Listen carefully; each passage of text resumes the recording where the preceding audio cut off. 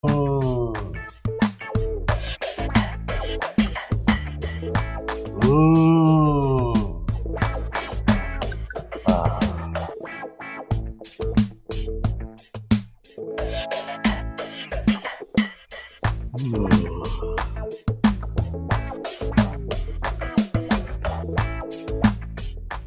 দেখলেন ডক্টর সাহেব?